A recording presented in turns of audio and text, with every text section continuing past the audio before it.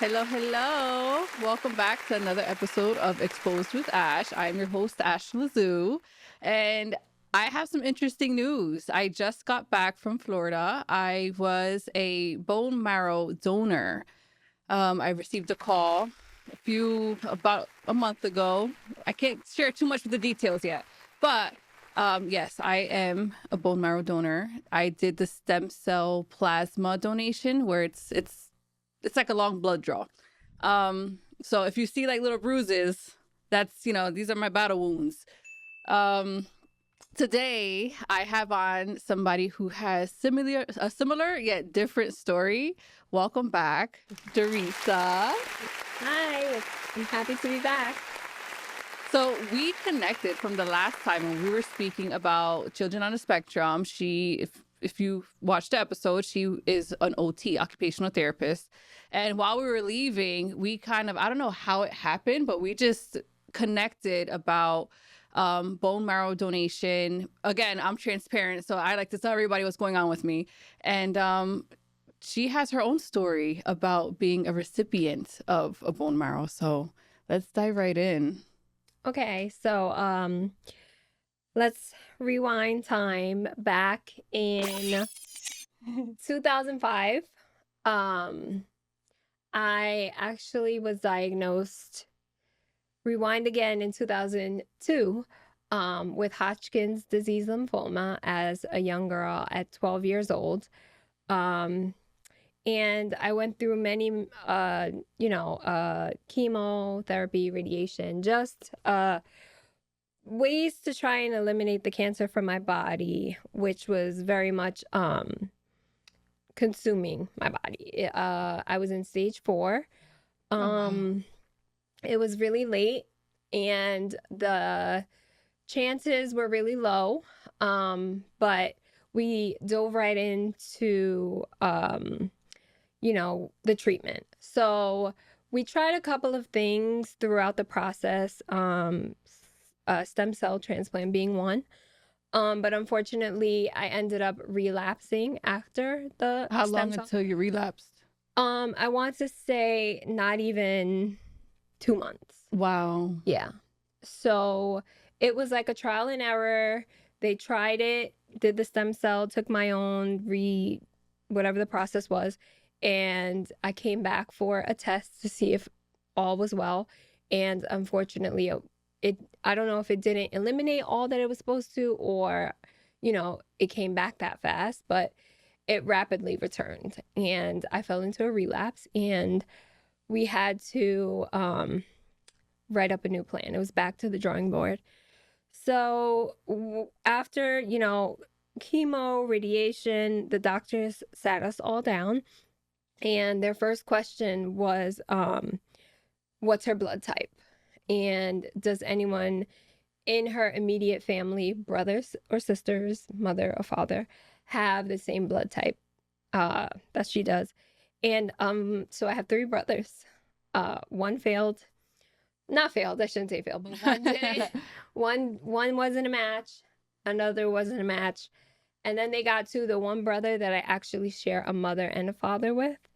So the other 2 were my half brothers, and he happened to be a match. So they immediately wanted him to donate. Saw him as a donor. And how old were you guys when all this started? I was about 14, between 14 and 15. My older brother was 18 or 19 in that stage of life. So I mean, once he was there for everything I was going through. My hero, I call him my hero, because when they told him, you are the only match for your sister, you need to stop all the things that an 18 or 19-year-old teenager would be doing at the time, they told him he needed to stop. And when I tell you, if there was a table there, threw himself on the table. He was like, take me, take anything you need. I will stop my world for my sister. Is he your older brother? Older, yeah. He's 4 years older than me. I love him. He's my hero. Oh my goodness, I could say a million things about him. I went through life, like real life with him. Yeah. My youngers, I love them too, but it was my older brother who like carried me through life. And then Yeah. it just so happened that he now has to save my life. So, you know, he was like, whatever you need from me, I'm here. Take me. Yeah. Immediately, because this was a really serious situation, and the ball needed to be rolling fast. Yeah. That's what I did notice is that the process, it's quick. As soon as you say yes, it's like, all right, let's go.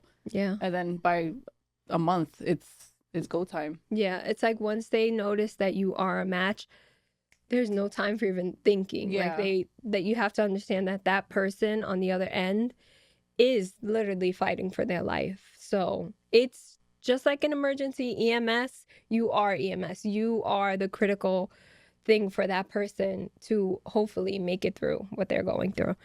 So I just want to state that we were told prior to removing his bone marrow that chances were that my body would accept it or reject it. This is a whole other person's Immune DNA, system, makeup, yeah. everything. Your bone marrow carries everything about you. So we understood, but we were in a position where it was like our backs are against the wall. What, you know, we can't think about the chances right now. So he did the procedure. I, on the other hand, I'll tell you a little bit about what I was going through while he was going through what you were going through as a donor. For me, they completely kind of depleted every cell. Yeah. Because, you know, when you have cancer, those cancer cells are bad cells, but when they want to get rid of it, they have to get rid of your good cells as well. So everything needs to, unfortunately, feel the effect of chemo and radiation. That's why we lose our hair. That's why our immune system goes down. It's just they have to take the good and the bad and just, you know, eliminate it. So basically, I was in a hospital bed. If you thought about even coming near me, you had to put on an astronaut suit, basically. The whole getup, the face mask. I remember it like yesterday. My parents were basically the only people who would come in, and they had full on coverage, like feet, head to toe. I'm sure as a child, it's like, what's going on? It was very, very scary.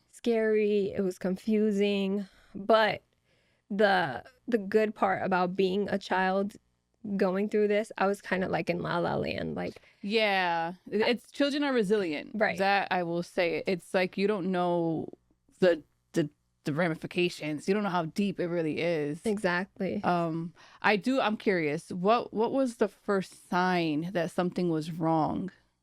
So, I actually was the first sign was that I was very lethargic. I wanted to sleep all the time. I was always cold. I would find comfort in our home, like chilling next to our radiator, like on the radiator with a blanket. Aww. Like there were small signs, like you know, I was 12 and my mom would come and wake me up for school, and I would just be like, I can't do it. And this Puerto Rican mom was just like, get up, get now. up, get up right now. Please get up. I gotta go to work. For school. Exactly. So it was hard for my family to see the signs. But you know, I was going through it internally, and I would try and express it to them.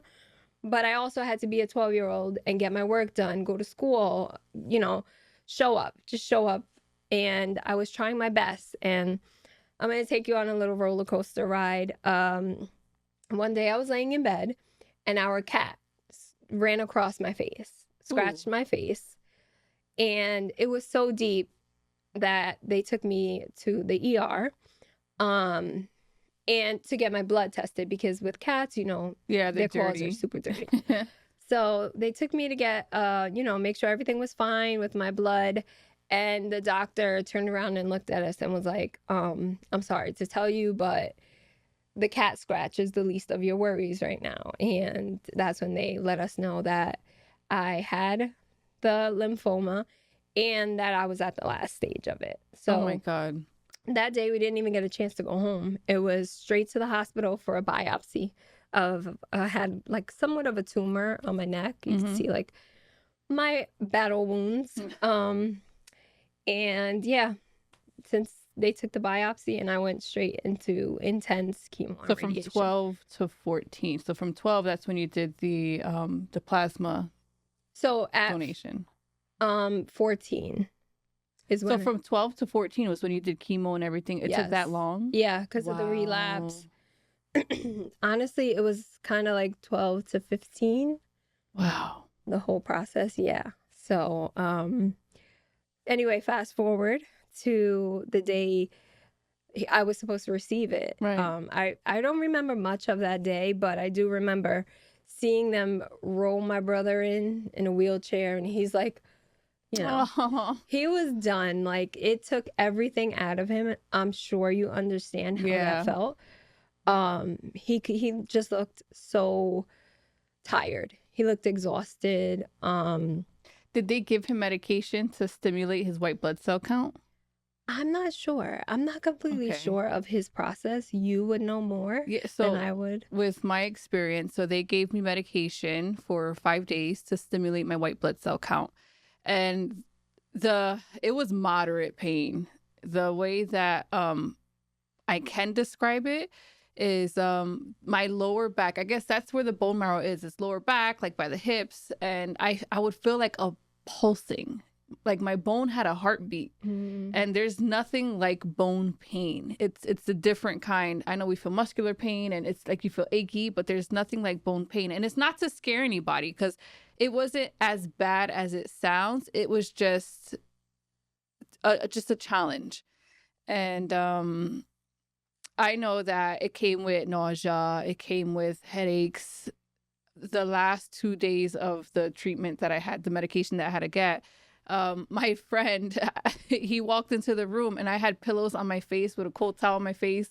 And he was like, hey, I have the melatonin for you. And I just kind of stuck my hand out and was just like this, like, just give it to me. Just, I don't want to talk to anybody.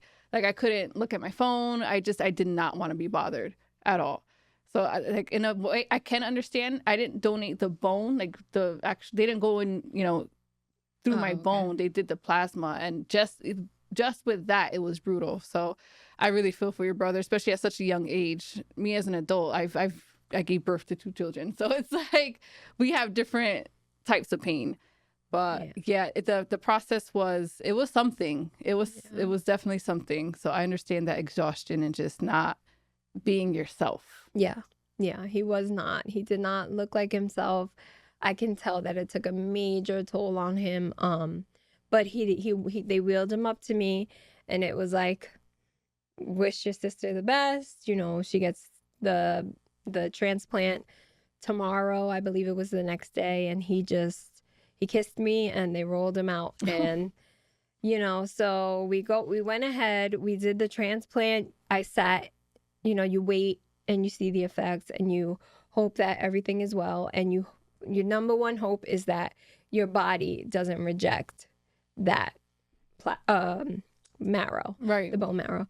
So days pass and the doctors come in with great news. I'm so lucky to just have great news after great news during this process. At least in my book, because we'll bring it back. I am in La La Land. I'm like, yeah, whatever we gotta do, let's do it.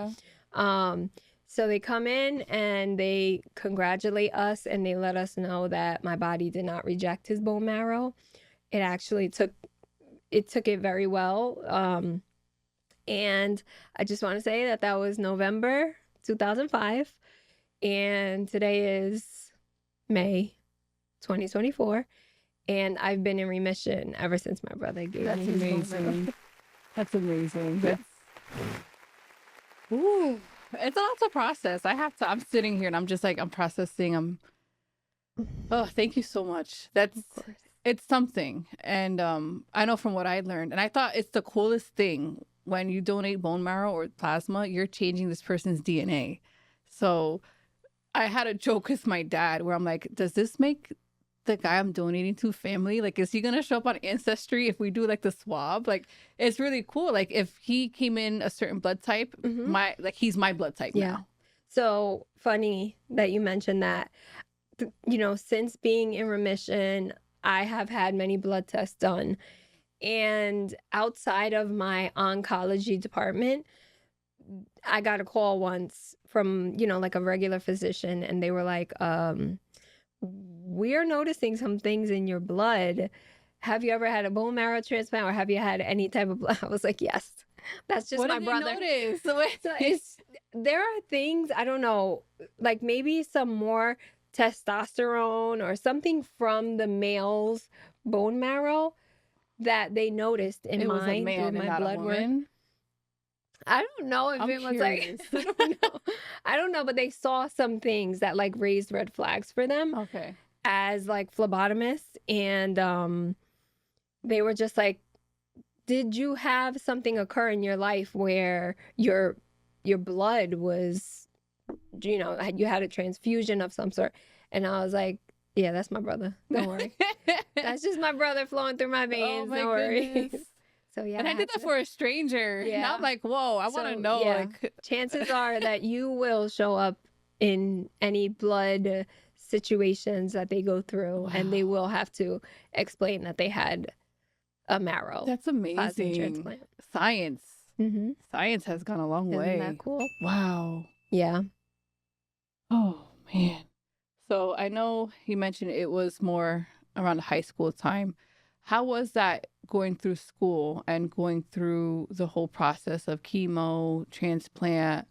Because I feel like that time, me as a mom now with my daughter, I'm like, the teenage, everything, it's a lot. It's real. So being somebody who is having a life change, what was that process like in school? Like, were you in school? Were you in and out, or did you just stay home? Because your immune system's down too. Right. So when it was bad, let's say early stages, when I was really depleted and I needed to be safe for my own immune system, I did do some homeschooling, but I was such an eager girl. Like, I don't know, it was like lymphoma versus Darisa, and Darisa wins every time because Absolutely. I didn't want to play victim. So even as a little girl, I'm like, when can I go back to school?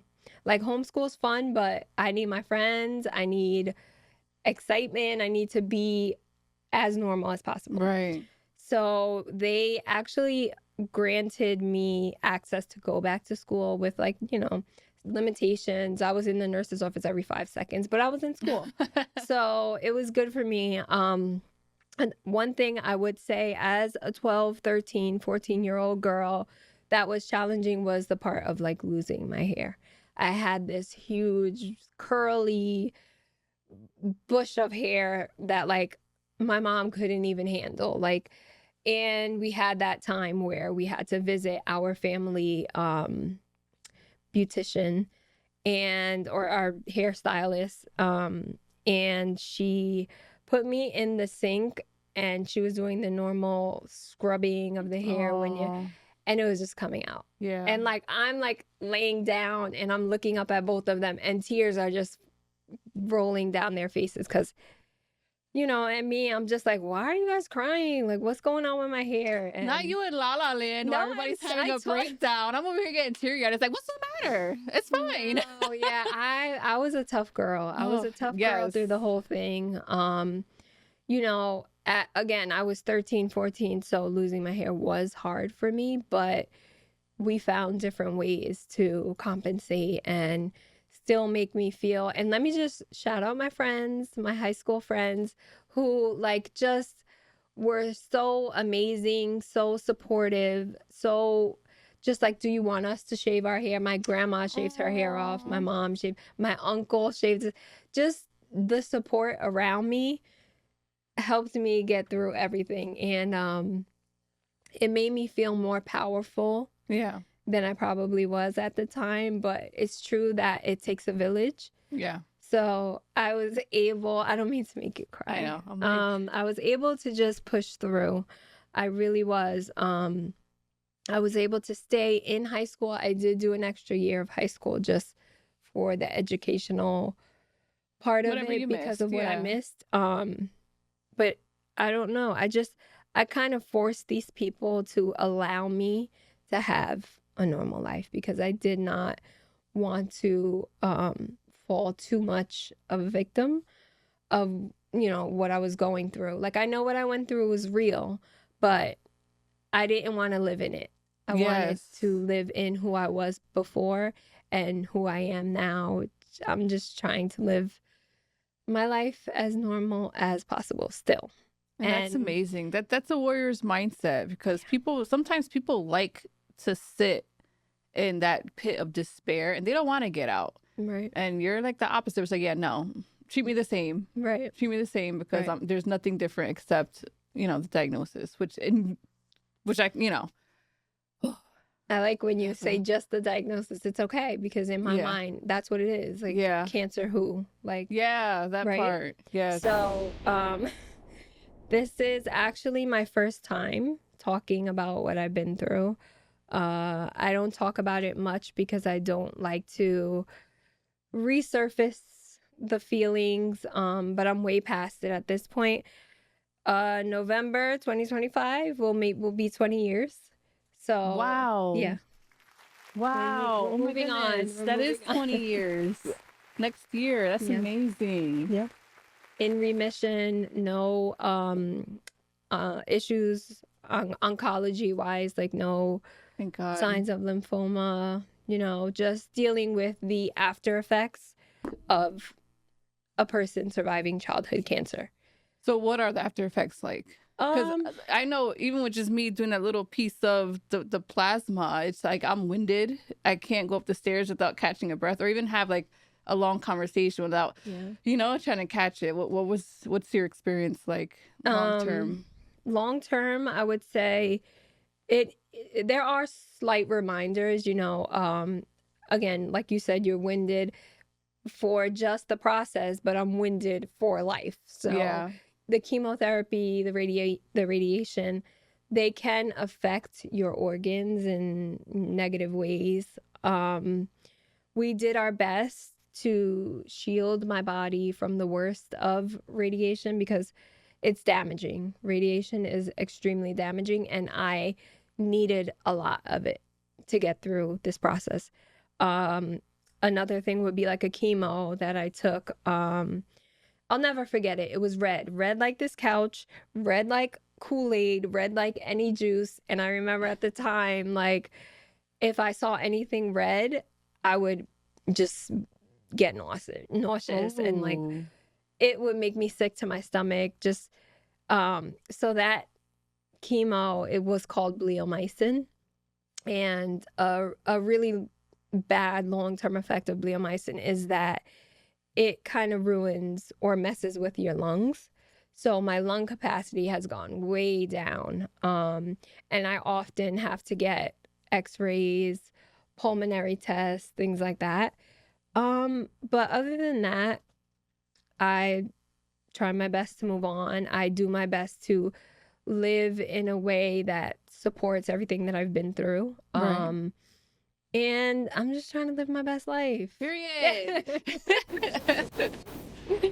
So what was COVID like then? Because you're saying lungs, and I remember during the pandemic that it was scary. Yeah, it was scary, but again, COVID who? Because I didn't You're brave. You're so brave. I didn't get it. I didn't, knock on wood. Thank God. I did not experience COVID at all through the whole pandemic.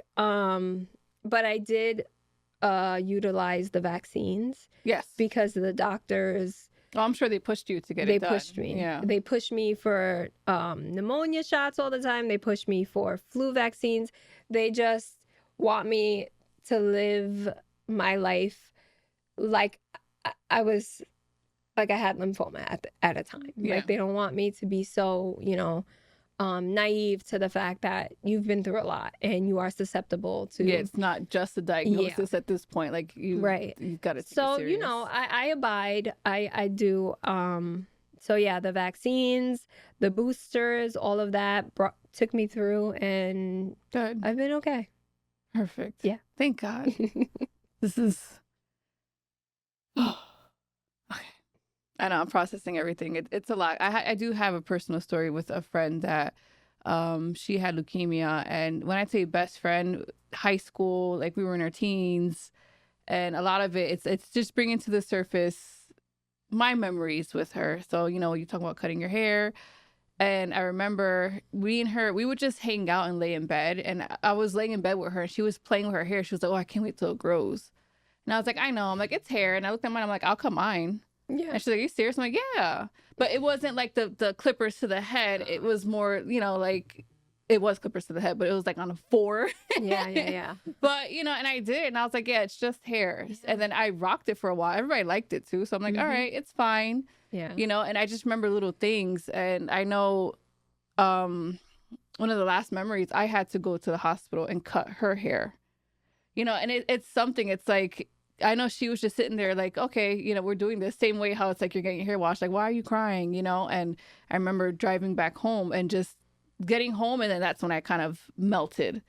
So a lot of it's just bringing those memories to the surface. And it's like, I miss my friend. And the funny thing is when I got the call that I was a match, it was on her birthday. So I was like, yeah, I gotta do it. Divine, like it was meant to happen. We are in places where we're meant to be. We're in people's lives, and the connections are so real. And that's why I'm so happy that we connected while you were walking out, and we were just talking. And it's just, thank you so much for sharing all of this. It's so thank you. Humbling, just to sit here and get to absorb firsthand your story. So what are some of your coping mechanisms like? I know it's difficult. Like, we all struggle from our day to day. Right. You have your day to day plus a whole lifestyle change that you've had to have. Mm-hmm. Well, I'll just say I have, going through all of this, I have not sat and ever talked to someone about it. No therapy wise, no. I've never. I'm a big advocate for therapy. I tell everybody, we need therapy. I need therapy. I know. But whenever you're ready, it's not. Right, yeah. Right.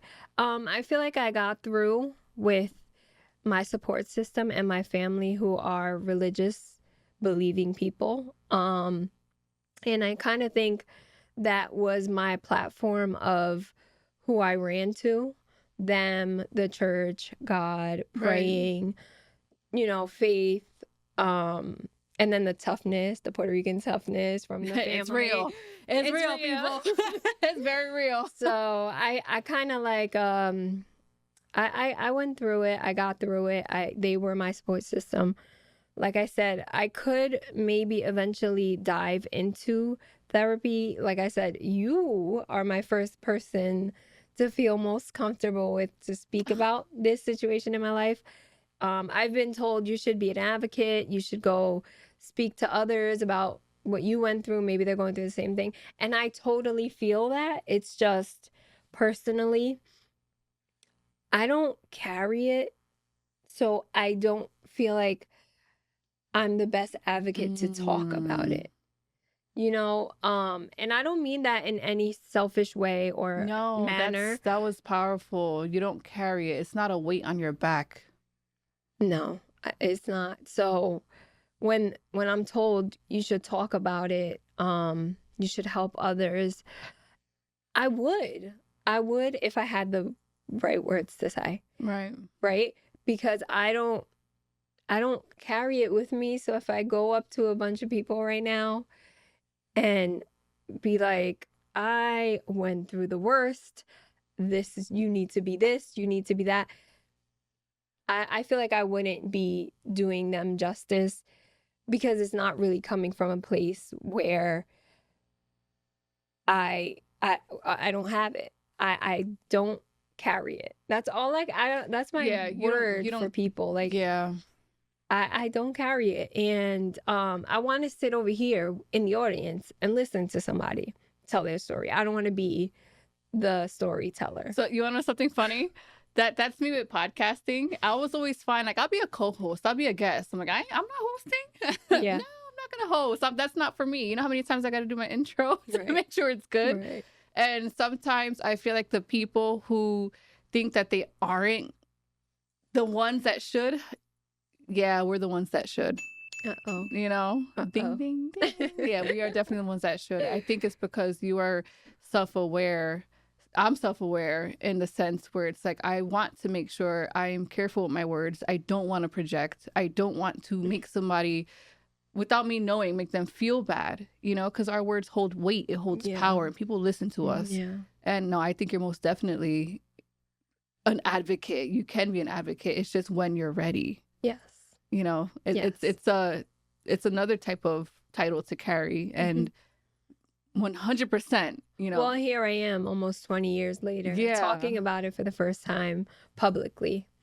But yeah, thank you so much I'm doing for like a mini clap, like, this, yeah. this comfort, this platform.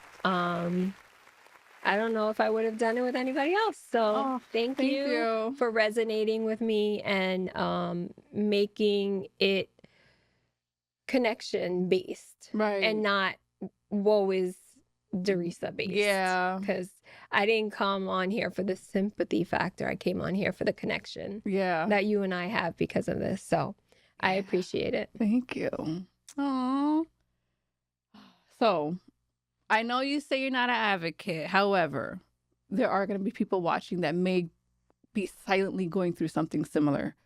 What would be your best, like, little nugget of advice for those who just found out they got diagnosed? They are in that pit of despair, you know, like, what do you think will help keep them moving? Like, just keep moving forward, you know? So I would say, first of all, believe in yourself, believe in your body, believe in the ability for your entire self to get through something like this. Because if you can have all the support around you, but if you don't believe that you can get through something, if you don't tell your body, as crazy as that sounds, you have to tell your own self that you can get through something. Because if you don't have the courage in yourself will give up on you. Yeah. So I would say, find it within yourself first.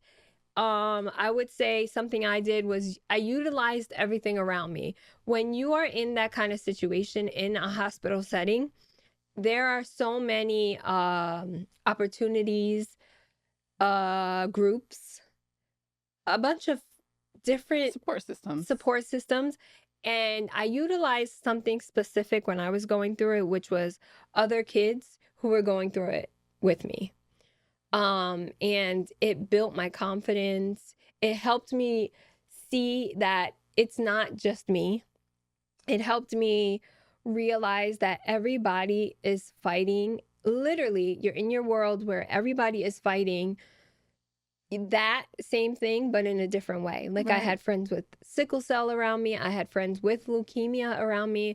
I had friends with extremely rare diseases around me. So everybody around me was fighting a battle, and it made me feel like okay, I had adults around me, but you guys don't know what I'm going through. Right. Even my mother, even my father. But these people right here who are getting chemo every day, going through radiation, they get it. So I utilize that group so much, and we spread our ideas. Oh my goodness, today I had such a bad day. It's like really like a meeting of people who are fighting the same battle you are, and think about how beneficial those kind of meetings are to people. That is therapy. So yeah, there you go. I did a little therapy, but I my advice to others is to utilize those things that these hospitals have for you. I utilized my Make-A-Wish, and I made my wish. And what was it? Oh gosh. Well, you were a child then, but I'm curious. I was a teenage girl. Let's just start there. And I didn't go to Disney. I didn't go meet a princess. I went on a shopping spree in New York City in a limousine. Oh, for my Make-A-Wish. How much? They let you spend a lot of money? I spent a lot of money. Good, as you should. It was fun. It was a good time. I feel like that's something from the movies, right? Where you're in the limo, exactly. It's the open top. Like, you're reliving like a rock star type of experience. I was, and I loved it at the time. But yeah, like, utilize your resources. They're there for you. And don't be a me. If you want to speak up, and if that's therapeutic for you, speak to others. You know, you could be speaking life into others. You could be speaking confidence into others. Go for it. So do what works for you. Yeah. What keeps you motivated on the difficult days? I pray a lot. I pray a lot. And I'm still stuck on my mom and dad like I'm a little girl. It's this weird comfort that I have with them where I will run to them for X, Y, and Z. Like anything that's going bad in my life, I talk to my mom like I'm that teenage girl who's going through what I'm going through. So I still basically utilize my support system That's a great. lot. That's regular life too. That's Yeah. great. Like we should use our That's my support way. systems, and Yeah. we don't do that all the time. Yeah. Wow. I'm like, it takes me a minute to process sometimes. I like to sit and just, technically it takes 3 seconds for us Right. to register Mhm. what just was said. Okay. Have there been any, like I'm a big reader, so I always kind of go back to the books. Has there been any stories, like anything that's motivated you to kind of stay a step ahead or just it's all Yeah. about motivation, right? Like books So that just kind of teach you more. right. I'm not huge on reading books and things like that. However, just recently I'm diving into like audiobooks, and I'm very much into just I want to say motivation, but like more so ways of changing your thinking, ways of manipulating any negative thoughts that can come to your mind, because I'd be the first to say I am an overthinker. And I currently am finding ways in books, in audiobooks, just things like that to help me navigate through those times where I am a little bit more emotional than I want to be. Because after all of this, that is one thing that I carry, is a lot of emotional baggage more than anything. So I just try to find ways, different outlets to figure out how to disperse those feelings and make them more positive. I drink tea in the morning. I, pray. Uh, I don't know. No, but that's great. Like, what's your daily lifestyle like? You wake, because that's not a lot of people take those steps, because that's a health. How do you say it? That's like a step ahead for your health. Because I wake up in the morning and I'll drink water and tea first before I still drink coffee, but before coffee, and just kind of go through the steps of praying, thanking God, thanking, just for all your blessings. I feel like not a lot of people know that that's the biggest life hack. Yes. And transforming those negative thoughts. Like that's the biggest win here. Yeah, I mean, I feel like these days it's hard not to carry 1,000 negative thoughts with you throughout your one little small 24 hours of a day. Right? With everything that we're going through. So imagine like having that piled on you and then having to get through regular life. So I will not, even pretend as if I'm this strong person who just breezes through life and everything's fine, because I hit walls. Every 5 seconds I hit a wall, honestly. But, if you can find your niche, like on how you get through, like, having tea and coffee before your day, if that works for you to get through the day, then make that your routine. And that's just something I do. And another huge thing for me, as far as like how I deal, how I cope, I pay it forward. That's my number one thing. I pay it forward. I knew since the day that I laid in that bed and these people who didn't know me catered to me and like cared for my life as much as like their child, I knew that my number one thing was to pay it forward when I had the chance. So here I am. I work with kids. And a lot of people say like, oh, does that, does it bother you? Does it, because of the kids that I happen to work with, are autistic mainly or have some type of ailment from birth. So like, you know, people ask me, does that bother you? Does it bring back memories?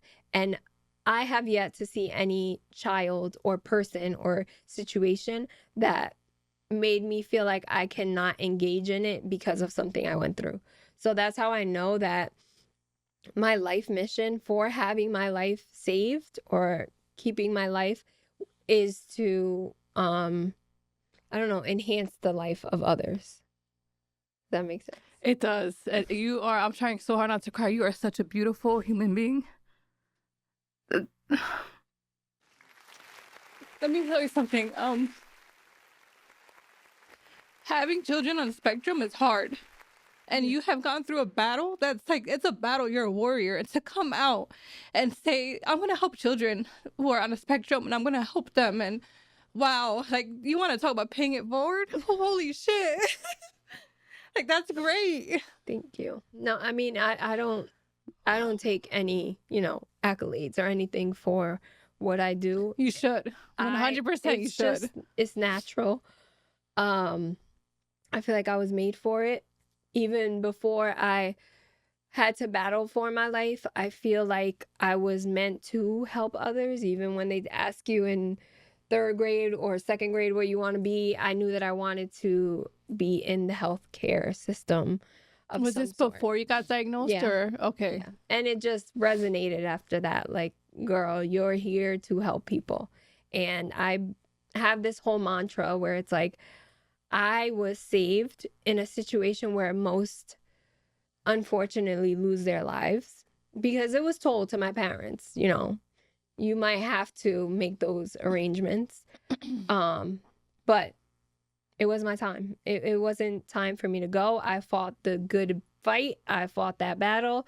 And it was just then that I knew that because mine was saved, I have to pay it forward and make some type of, not huge, but some type of impact in the lives it's of huge. others. Working with children on the spectrum, it's huge because there are parents like me who struggle every day, and it's like, oh no, don't worry, I got it, you know. And it's like, I understand. That's a beautiful, beautiful thing, and it's just, wow, I'm blown away.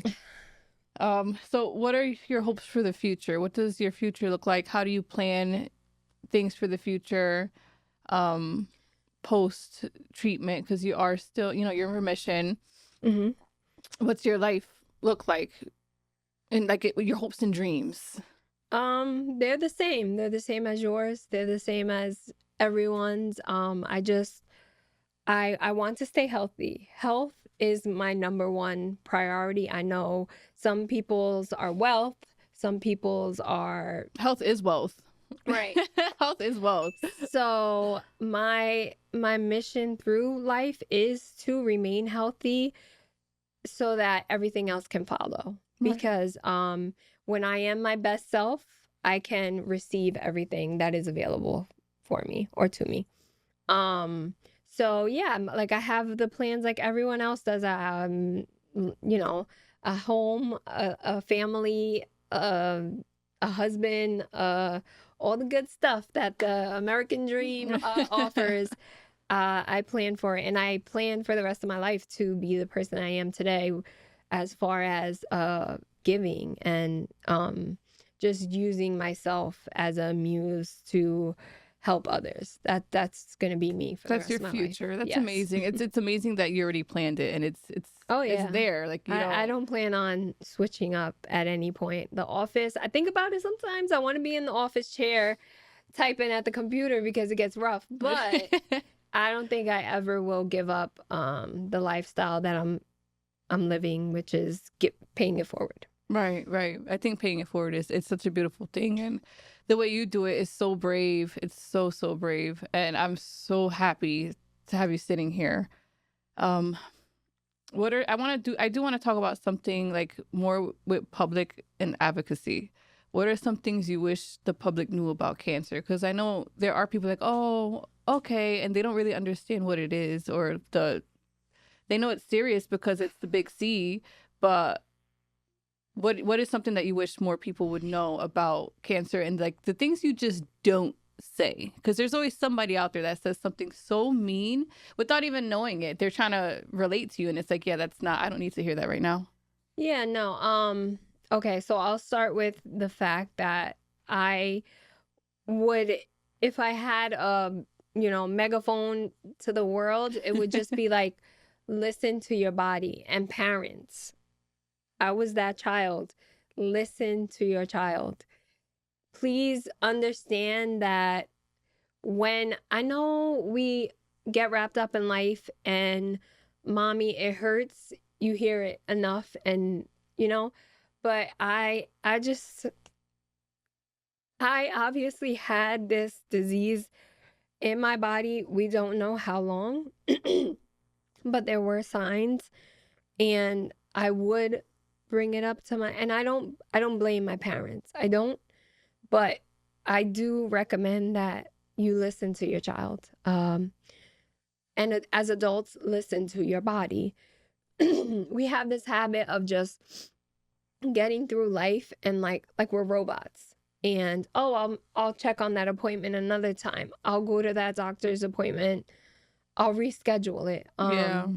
Listen to your body, and listen to those kids, because when we found my lymphoma, it happened to be at the last stage, and I don't know where my life would have gone if that cat didn't scratch me that day. We didn't end up in that clinic testing my blood that day. And the first thing I remember them asking my parents was, did you see any signs? And mind you, I had a lump on my neck. I was pale as ever. There were signs. And your body tells you when something's wrong. So listen to it. And then as far as, people who don't understand it, I ran into issues like that, but ignorance is bliss. That's all I can say about people who see someone going through something so harsh and find negativity in it. Like, ignorance is bliss. And I wouldn't let anything that an outsider who is not experiencing what you're experiencing, I wouldn't let anything they say, any opinion they have, don't let it affect you. It's, ignorance is bliss. That's all I can say. Yeah, thank you. That's yeah.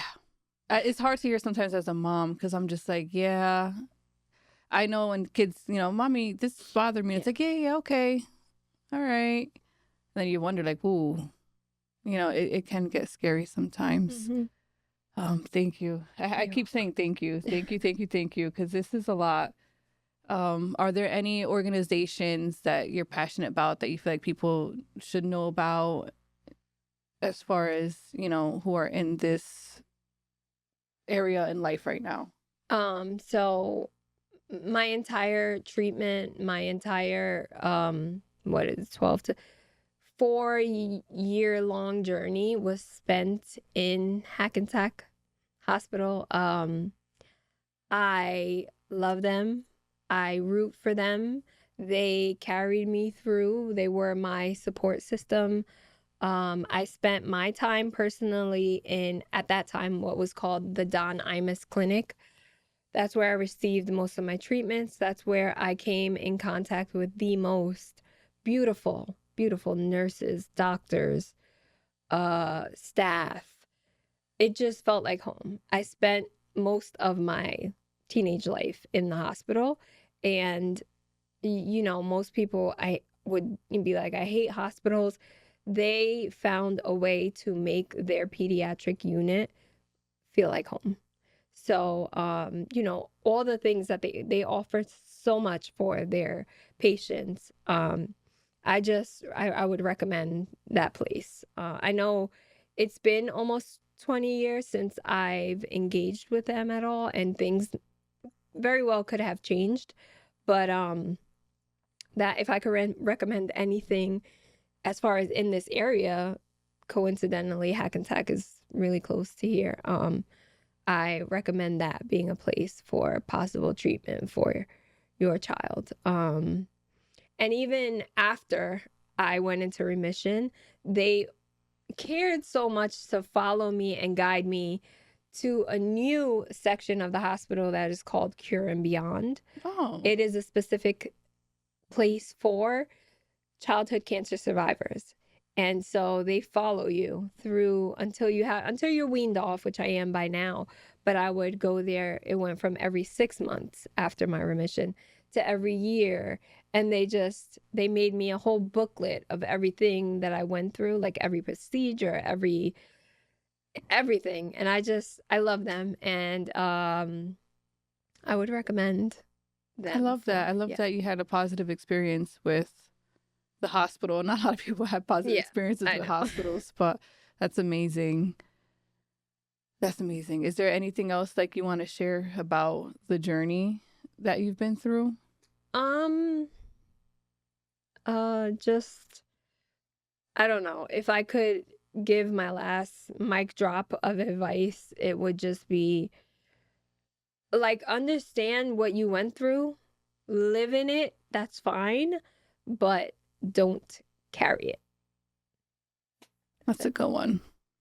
That's a good one. Thank you. Oh my goodness. I didn't expect it to turn out like this. This was my heart. My heart is like, it hurts, but it feels good. And it's like, it's so many emotions.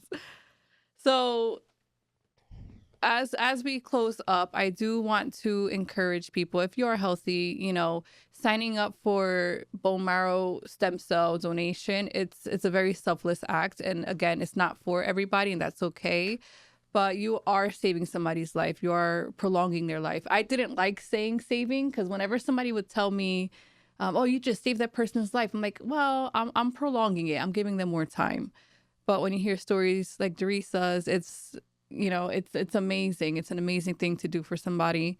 I do encourage you to follow the links that I'm going to post below, and it's just to direct you to those places where you can sign up.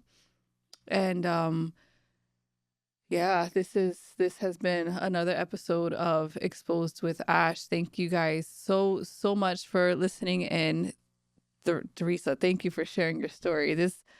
I didn't think I was going to get emotional like this, but it's a sensitive subject. I do have, I had a friend who went through the whole process, and, it's something that stays with you. It stays with your family for a long time. And it's so heroic that you're sitting here and speaking about your journey and everything that you've went through. And I hope that whoever does listen to this, you gain some kind of hope. 20 years in remission is beautiful, and it's such a miracle. And like, you are a walking miracle who you serve others as well. And it's so beautiful. Thank you. So again, thank you so much for coming on. Thank you guys for listening. This has been a wonderful episode of Exposed with Ash. I am your host, Ash Lazu, and I'll see you guys later. Bye.